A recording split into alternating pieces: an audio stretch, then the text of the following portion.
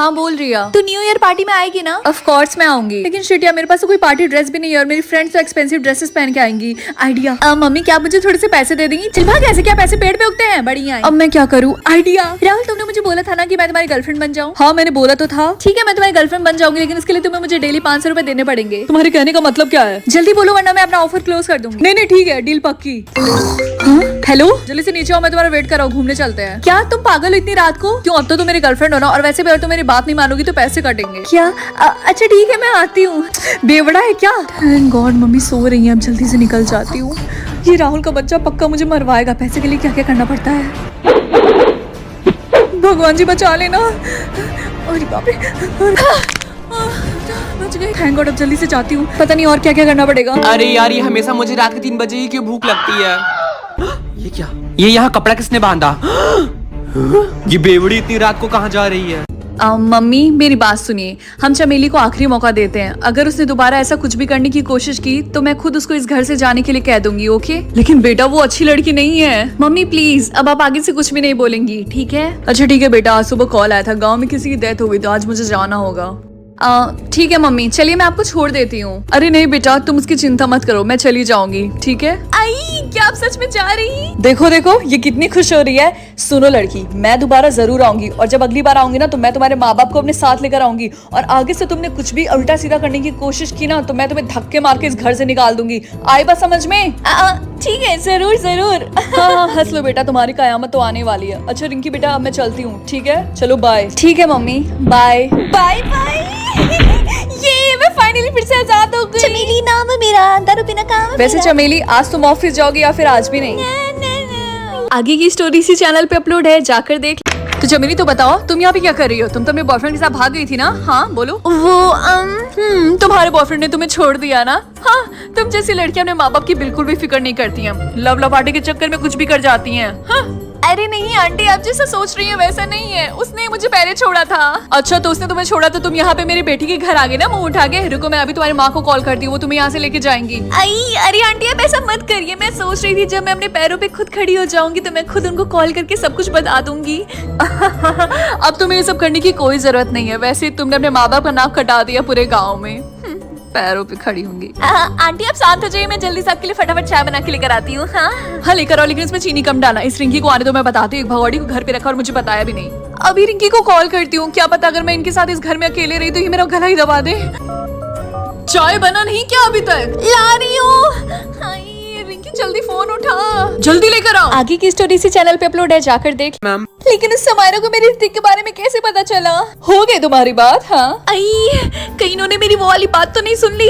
नहीं सुनी होगी, क्योंकि सुना होता तो अब तो मुझे घर से बाहर निकाल के फेंक देती। क्योंकि जब छोटी छोटी बातों पे मुझे थप्पड़ मारती हैं तो ये तो बहुत बड़ी बात है। किस ख्याल में डूबी हो चमेली मैडम? अरे नहीं, वो मैं 1-2 दिन से ऑफिस नहीं गई थी ना, तो वहीं से कॉल आया था। वो कल मुझे ऑफिस बुला रहे हैं। हैरत की बात है, उन्हें तुम जैसे भगोड़ी की भी जरूरत पड़ रही है।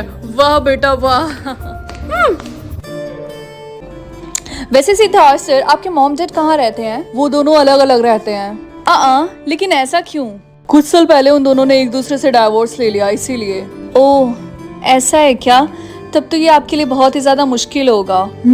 मुश्किल तो है, लेकिन वो दोनों मेरे सामने अच्छा बनने की कोशिश करते हैं। लेकिन मैं एक छोटा बच्चा नहीं हूँ, मुझे सब पता है कि वो एक दूसरे से बहुत नफरत करते हैं। आगे की स्टोरी इसी चैनल पे अपलोड है, जाकर देख लो। तो जमीनी तो बताओ, तुम यहाँ पे क्या कर रही हो? तुम तो अपने बॉयफ्रेंड के साथ भाग गई थी ना? हाँ बोलो। वो तुम्हारे बॉयफ्रेंड ने तुम्हें छोड़ दिया ना? हाँ, तुम जैसी लड़कियां अपने माँ बाप की बिल्कुल भी फिक्र नहीं करती हैं, लव लपाटे के चक्कर में कुछ भी कर जाती हैं। हाँ? अरे नहीं आंटी, आप जैसा सोच रही हैं वैसा नहीं है। उसने मुझे पहले छोड़ा था। अच्छा तो उसने तुम्हें छोड़ा तो तुम यहाँ पे मेरी बेटी के घर आ गए ना मुंह उठा के? रुको मैं अभी तुम्हारी माँ को कॉल करती हूँ, वो तुम्हें यहाँ से लेके जाएंगी।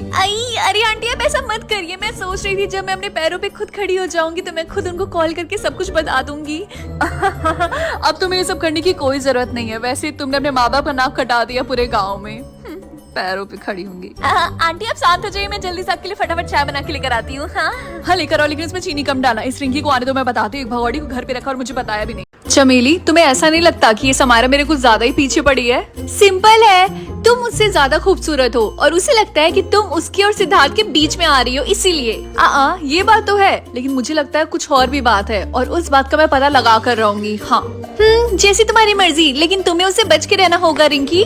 हाँ किससे बचने की बात हो रही है बेटा? रिंकी बेटा किसी से बचना या ना बचना, लेकिन इस चमेली से जरूर बच के रहना। हाँ मॉम अब ये कैसी बातें कर रही है? रिंकी छोड़ो, जाने दो। मॉम मुझे कुछ भी बोले, मुझे उससे कोई फर्क नहीं पड़ता है। क्या बोले तुमने? मॉम तुमने मुझे मॉम बुलाया? सुनो मेरी सिर्फ 2 ही बेटियां हैं, रिंकी और आलिया। आपके कहने का मतलब है एक बेटी, क्योंकि दूसरी बेटी तो तुम्हारी हिम्मत कैसी हुई? हाँ मॉम आपने इसे चांटा क्यों मारा? रिंकी तुम चुप रहो, समझी? और तुम ऑफिस के लिए जाओ, लेट हो रहा है। ठीक है मैं जा रही हूँ।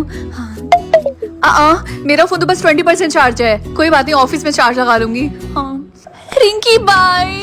आगे की स्टोरी इसी चैनल पे अपलोड है, जाकर देख लो। मैंने उसको मार दिया। मैंने समारा को मार दिया। मैंने उसको मार दिया। मैंने समारा को मार दिया।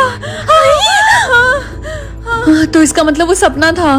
क्या हुआ रिंकी? कुछ नहीं, मैंने बस एक बहुत डरावना सपना देखा था।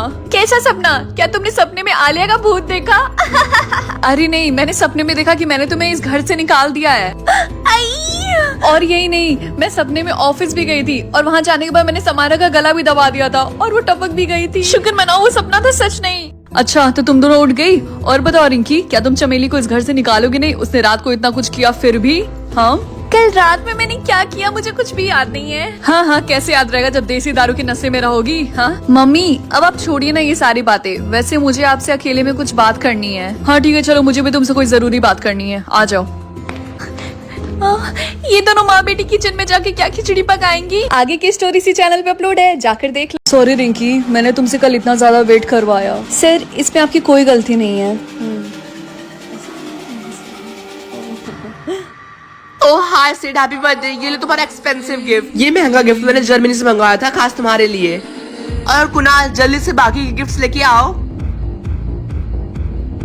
ओह हाय लैला आंटी, कैसी हैं आप? Bye Sid. Oh hi my darling, कैसी हो तुम?